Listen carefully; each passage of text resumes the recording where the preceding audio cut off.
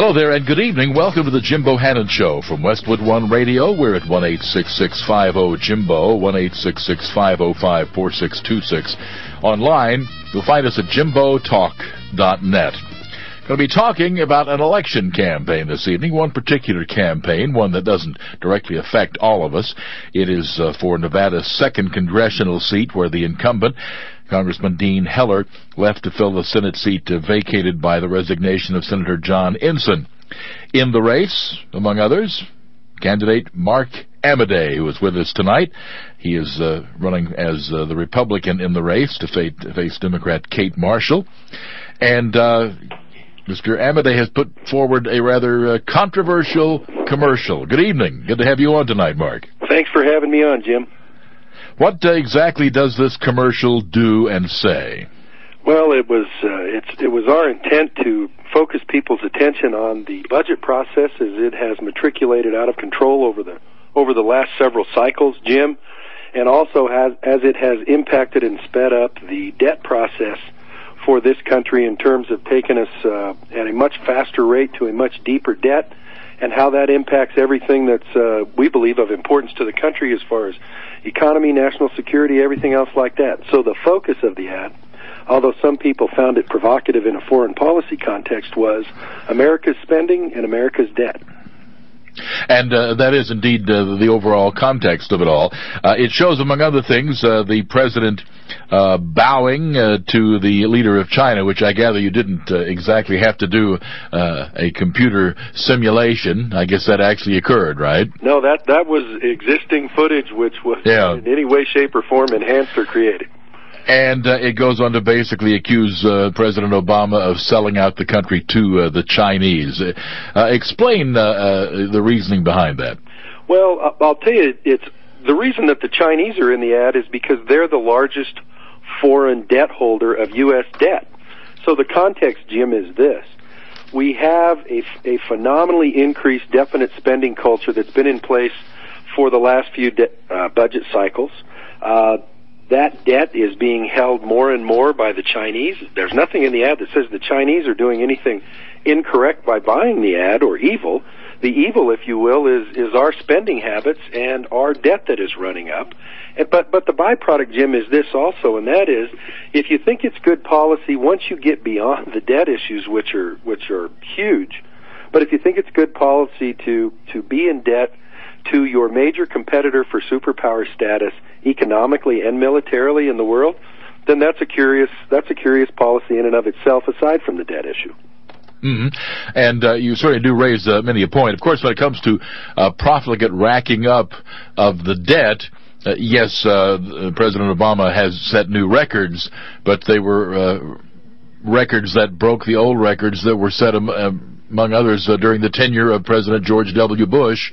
And while I will grant you that there is probably a partisan edge for the Republicans against the Democrats on this subject, but it is hardly a purely partisan issue. No, and I would agree with that analysis, Jim. I mean, the problem didn't start with Barack Obama, and the problem didn't start when Harry Reid had 60 votes in the U.S. Senate, in the last Congress or the Congress before, and that's absolutely true.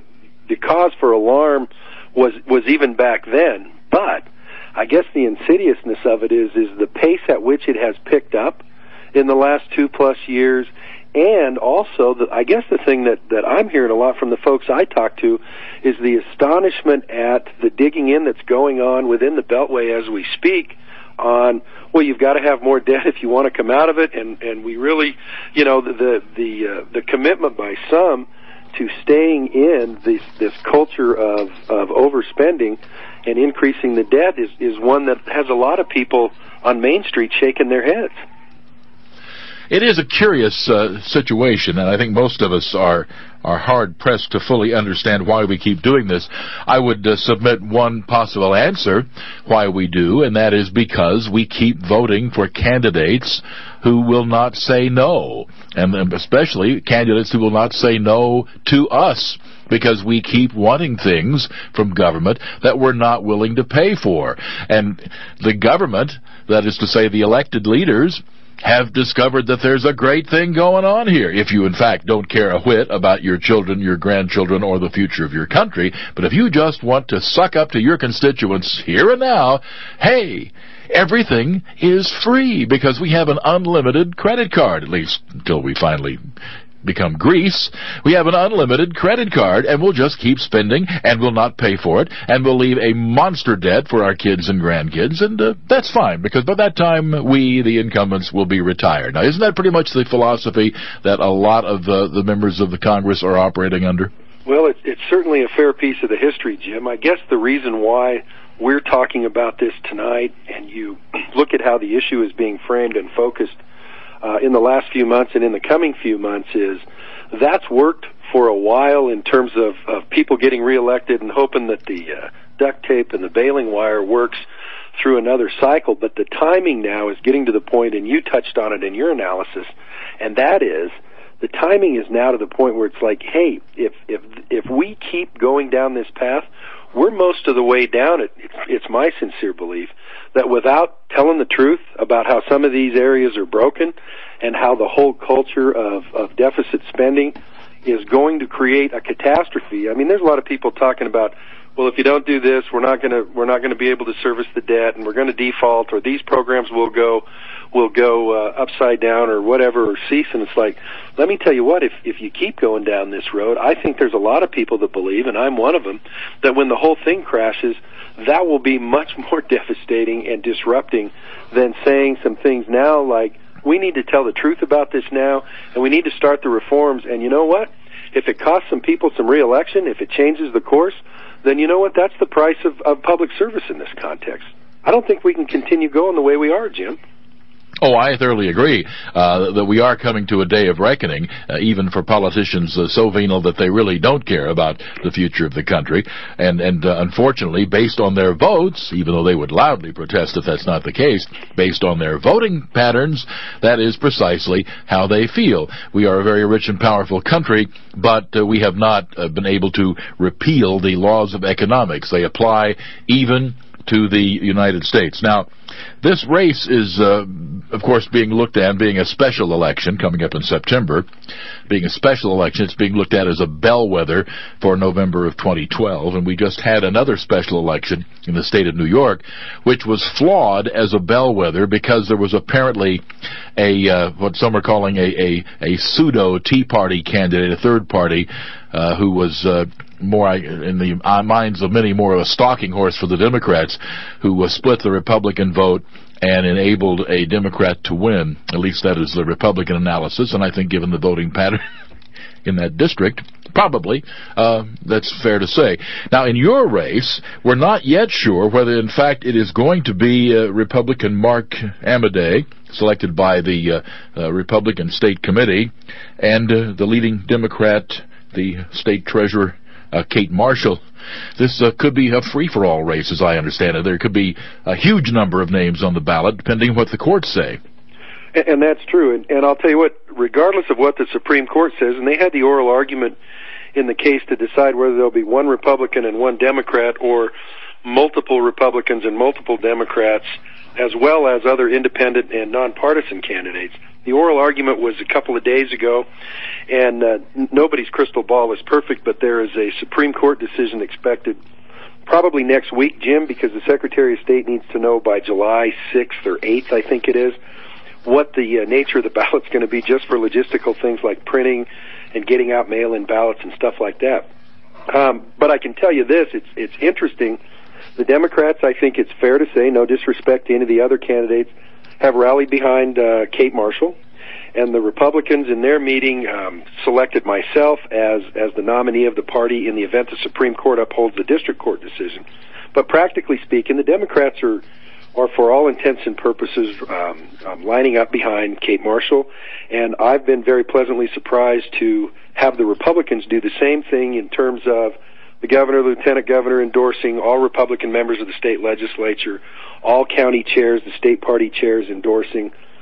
So I think both parties are, practically speaking, regardless of the Supreme Court decision, are endeavoring to put the word out of who they're behind and encouraging their bases to get behind that candidate. which hopefully is, from the Republican side, obviously, is something that you're hoping for, so that the plan for the folks on the other side to split up the Republican vote is something that doesn't materialize in Nevada to any significant degree as far as Congressional District 2 goes. A split Republican vote is pretty much, given voting patterns, is it not pretty much the main hope the Democrats have for this seat? Yes, it is. I mean, this is pretty Republican territory here. Yeah. Well, you know what, Jim, it is, but, you know, Nevada's Congressional District 2 neighborhood, which is 16 of the 17 counties in Nevada, and then a portion of the 17th county, which is Clark County, which is Las Vegas proper. You know, they're a fairly independent-minded group, and while some people look at the registration and they look at the history and say, well, you know, the seat's never been held by a Democrat, I can assure you that my campaign is taking nothing for granted, which is why, and actually, as you talk about the election day, when we talk today, it's about 60 days. We have early voting in Nevada, starts the last Saturday in August. So it's basically a 60-day sprint in terms of trying to make sure that you communicate with your folks, ID your folks, turn them out, because it's the only thing on the ballot. So that's a challenge in terms of getting your people to the polls. So there's plenty of reason to be a workaholic in this thing, as opposed to thinking, well, it's always been Republican. We're not taking anything for granted.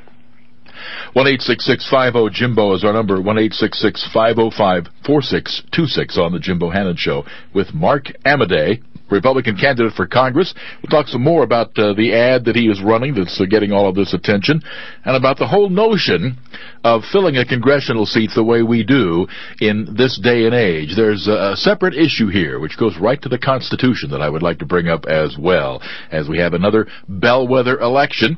And we, of course, seek these, grasp at straws, if you will, anything concrete to give us a feel for what might happen in 2012 when the whole enchilada is up. President, Vice President, all the Congress, 1/3 of the Senate, and a bunch of governorships and other races as well. 1-866-50-JIMBO on the Jim Bohannon Show. Shopping for a used car this summer? Get a free Carfax Vehicle History Report from reputable dealers nationwide. Just say, "Show me the Carfax," or go to Carfax.com. We'll be back here at Westwood One.